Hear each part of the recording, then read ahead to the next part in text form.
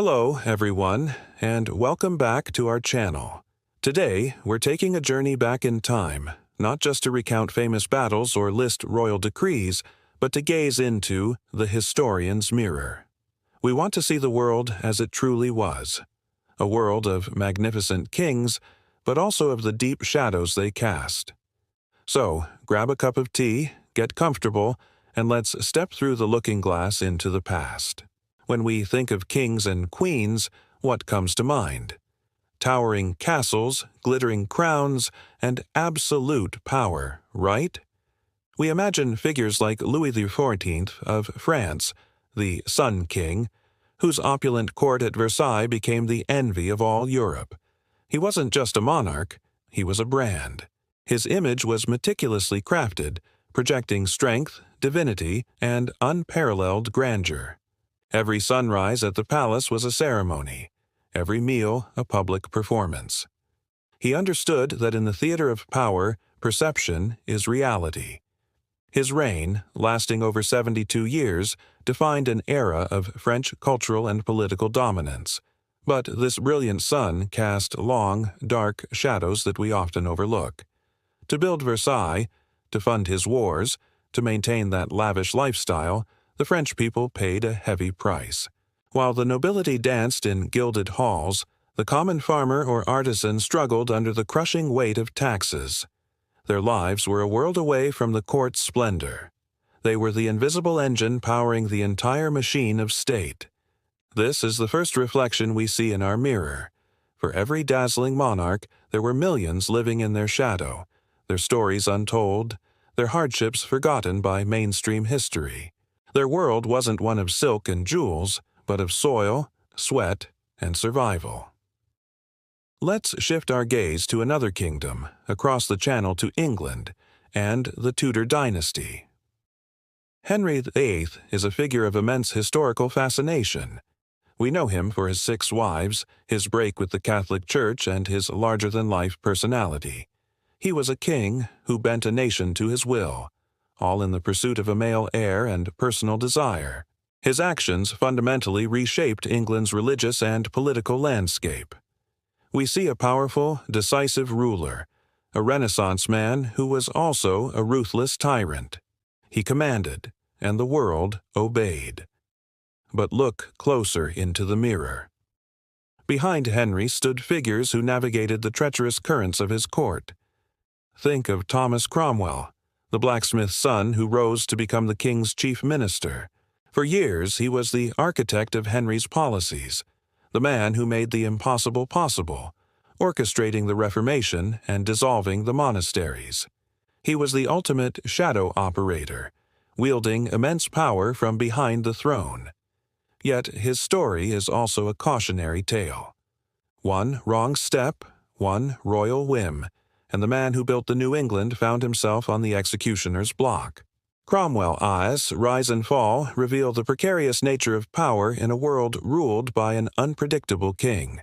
His life shows us that the shadows were not just filled with the poor and downtrodden, but also with the ambitious and the brilliant, who risked everything for a place near the sun. And what about the women of this era? Their stories are often reduced to their relationships with powerful men. We remember Anne Boleyn as the wife who lost her head, not as the intelligent, reform-minded woman who captivated a king and influenced the course of a nation's faith. We see her through the lens of her tragic end, but she was a player in the Game of Thrones, not just a pawn. She used her wit and charm to gain the king's ear, promoting Protestant ideas and placing her allies in positions of power. She was a queen in the making, a force to be reckoned with. Her story, and the stories of countless other women, reminds us that the shadows were often where the most intricate and influential political maneuvering happened, away from the public eye. Let's travel further east to the Ottoman Empire and the reign of Suleiman the Magnificent. His rule is considered a golden age. He was a brilliant military strategist, a just lawgiver known as the Lawgiver, and a great patron of the arts. Under his command, the Ottoman Empire reached its zenith, stretching from Hungary to the Persian Gulf. The skyline of Istanbul, with the magnificent mosques designed by his chief architect Mimar Sinan, still bears the stamp of his greatness. He was, without a doubt, one of history's most accomplished rulers. But the story of Suleiman is incomplete without understanding the world of the Topkapi Palace harem. This wasn't just a collection of concubines, it was a powerful political institution, and at its heart was Hürrem Sultan, also known as Roxolana. Kidnapped from her homeland in present-day Ukraine, she entered the harem as a slave. But through her intelligence and charm, she not only captured Suleiman's heart, but shattered centuries of tradition. She became his legal wife, his most trusted advisor, and a powerful political figure in her own right. She corresponded with foreign kings, funded major public works, and influenced state policy. Hürrem Sultan. His journey from slave to empress is a testament to the fact that power could be found and wielded in the most unexpected of places, even within the gilded cage of the imperial harem. She was a kingmaker, a queen, and a force of nature who operated from within the shadows of tradition to emerge as a light of her own. So, as we pull back from the historian's mirror, what have we learned? We've seen that history is not a simple story of great men. It's a complex tapestry woven with threads of light and shadow. The dazzling reigns of kings like Louis XIV and Suleiman were propped up by the silent struggles of their people. The bold actions of Henry VIII were enabled and executed by cunning figures like Thomas Cromwell. And within the rigid structures of these royal courts, intelligent and ambitious women like Anne Boleyn and Hürrem Sultan carved out their own spheres of influence. The world of kings was also a world of shadows, and it is in those shadows that we often find the most compelling, tragic, and inspiring human stories. By remembering both, we get a much richer, more complete, and more truthful picture of our shared past.